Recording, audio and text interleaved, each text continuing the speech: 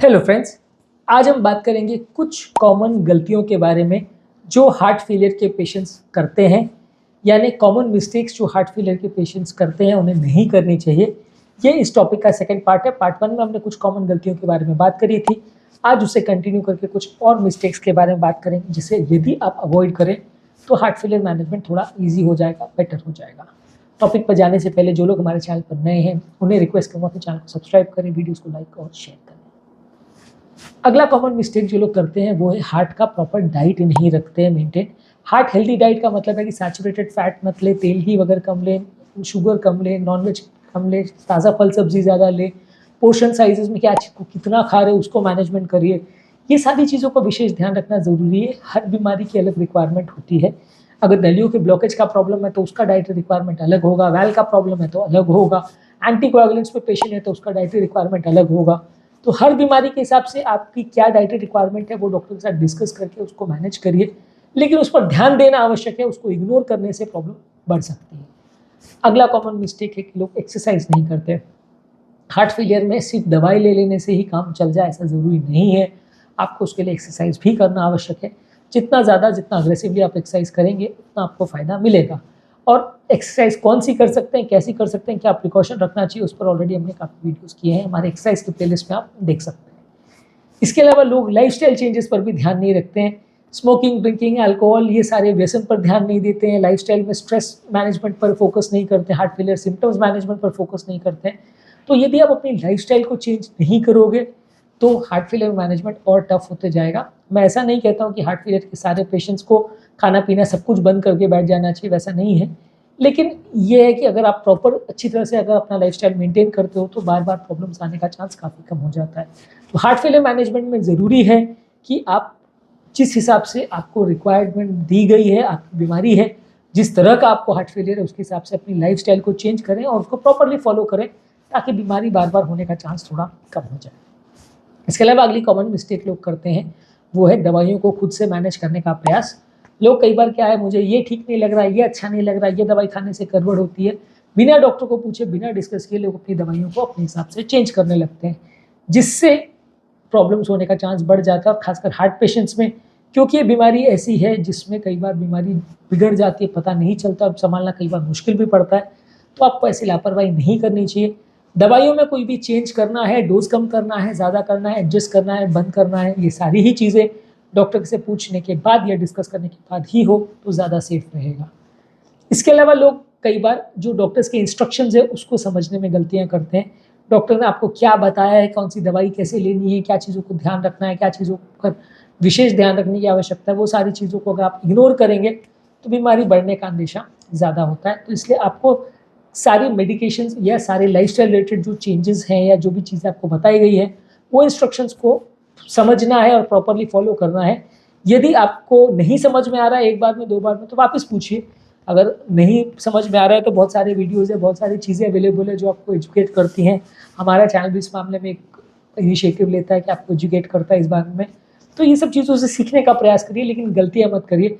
यदि चीज़ों को आप गलत तरह से फॉलो करते हैं, गलत इंस्ट्रक्शंस यूज़ करते हैं तो प्रॉब्लम्स होने का चांस बढ़ जाता है। अगला कॉमन मिस्टेक है, लोग वेट मैनेजमेंट पर ध्यान नहीं देते। वज़न बढ़ना और वज़न कम होना दोनों ही हार्ट फेलियर पेशेंट्स के लिए अच्छा नहीं है। ज़्यादा वज़न बढ़ेगा तो वज़न बढ़ने से रिलेटेड जो बीपी, शुगर, कोलेस्ट्रॉल और हार्ट अटैक के प्रॉब्लम्स है वो बढ़ जाएंगे। वज़न बहुत ज़्यादा कम हो जाए तो वो भी हार्ट फेलियर के लिए अच्छा नहीं, क्योंकि हार्ट फेलियर में वैसे भी अपने आप सीवियर हार्ट फेलियर में थोड़ा वज़न कम होता है। तो दोनों ही चीज़ें अच्छी नहीं है। आपको प्रॉपर वेट को मेंटेन करना, मैनेज करना आना चाहिए, नहीं तो प्रॉब्लम्स होने का चांस बढ़ेगा। अगला कॉमन मिस्टेक है कि कोई भी अगर चीज़ में चेंज हो रहा है, चाहे सिम्टम्स में, साइन में, दवाइयों में, कोई भी पेशेंट की कंडीशन में कोई भी चेंज हो रहा है तो उसको आपको कम्युनिकेट करना चाहिए। अगर आप अपने डॉक्टर के साथ या अपने फैमिली के साथ उसको डिस्कस नहीं करेंगे तो प्रॉब्लम्स होने के बाद कई बार आपको पता चलेगा और कई बार आप डॉक्टर के पास टाइम पे नहीं पहुंच पाओगे। जो भी प्रॉब्लम हो रही है या जो भी नया चेंज आप नोटिस कर रहे हो जो पहले नहीं था, तो डॉक्टर के साथ उसको डिस्कस करिए। नेक्स्ट कॉमन मिस्टेक है, ये लोग नींद का ध्यान नहीं रखते हैं। हार्ट फेलियर कई बार स्ट्रेस हार्मोन्स की वजह से बढ़ जाता है। जितना मेंटल स्ट्रेस ज़्यादा हो उतना हार्ट फेलियर के होने के चांसेस बढ़ जाते हैं। इसलिए नींद भी अच्छी होना ज़रूरी है। सिर्फ खाने पीने का ध्यान रखना और एक्सरसाइज का ध्यान रखना ज़रूरी नहीं है, सफिशिएंट हो, आपको उसमें नींद का भी विशेष ध्यान रखना चाहिए। इसके अलावा अगला कॉमन मिस्टेक है कि लोग वैक्सीनेशंस पर ध्यान नहीं देते हैं। हार्ट फेलियर से रिलेटेड कई बार जो डिटोरेशन पेशेंट का होता है वो इन्फेक्शंस की वजह से होता है। कई बार अलग अलग तरह के निमोनिया में सडनली कंडीशन बिगड़ जाती है और पेशेंट उसको टॉलरेट नहीं कर पाता है, हॉस्पिटलाइज करना पड़ता है। तो at least pneumococcal vaccine, Covid vaccine, influenza vaccine, ये सारे हार्ट फेलियर पेशेंट्स को लगना चाहिए। इनका बूस्टर डोज भी ज़रूरी है तो लगना चाहिए, नहीं तो कई बार सडनली ये सारे इन्फेक्शन पेशेंट की जान को डेंजर में डाल देते हैं और पेशेंट को सडनली भर्ती करना पड़ जाता है। इसके अलावा लोग मॉनिटरिंग पर ध्यान नहीं देते। मॉनिटरिंग डिवाइसेस भी अगर इनिशियली हार्ट फेलियर में वो पहले यूज़ कर रहे होते हैं तो वो भी बंद करके बैठ जाते हैं। जब हार्ट फेलियर उनको इनिशियली होता है तो वो सारे चीज़ों को पल्स ऑक्सीमीटर से बीपी चेकिंग, शुगर चेकिंग सब कुछ करते हैं, लेकिन जब बीमारी थोड़ी स्टेबल हो जाती है तो सब बंद कर देते हैं, सारी डिवाइसेस और ऐप्स और सारी चीज़ों का यूज़ कम कर देते हैं, जिसकी वजह से कंडीशन बिगड़ती है। तो ये सारी चीज़ों को आप लंबे समय तक यूज़ करेंगे तो ज़्यादा अच्छा है। इसके अलावा अगला कॉमन मिस्टेक है कि लोग इमोशनल एस्पेक्ट पर भी उतना ध्यान नहीं देते। बहुत सारे हार्ट फेलियर के पेशेंट्स एंग्जाइटी और डिप्रेशन के शिकार हो जाते हैं, जिसकी वजह से फिर बाद में उनकी कंडीशन बिगड़ती है। इसको भी ध्यान देना और समझना समझना ज़रूरी है। आप अगर सिर्फ मेडिसिन का ध्यान दोगे, सिर्फ लाइफस्टाइल का ध्यान दोगे और पेशेंट डिप्रेशन में जाके सब कुछ दवाई बंद करके बैठ जाएगा तो फ़ायदा कुछ नहीं होने वाला। तो आपको ये सब चीज़ों पर भी फोकस करना है। इसके अलावा इमरजेंसी मैनेजमेंट के लिए भी प्रोटोकॉल होना चाहिए। इमरजेंसी किस किस तरह की होती है, क्या क्या प्रॉब्लम्स आ सकती है और कैसे उसको घर पे मैनेज करना है, एक्यूट हार्ट फेलियर क्या होता है, एक्यूट कार्डियक अरेस्ट क्या होता है, हार्ट अटैक क्या होता है, ये सब आपको पता होना चाहिए। घर पर उसका मैनेजमेंट आपको आना चाहिए।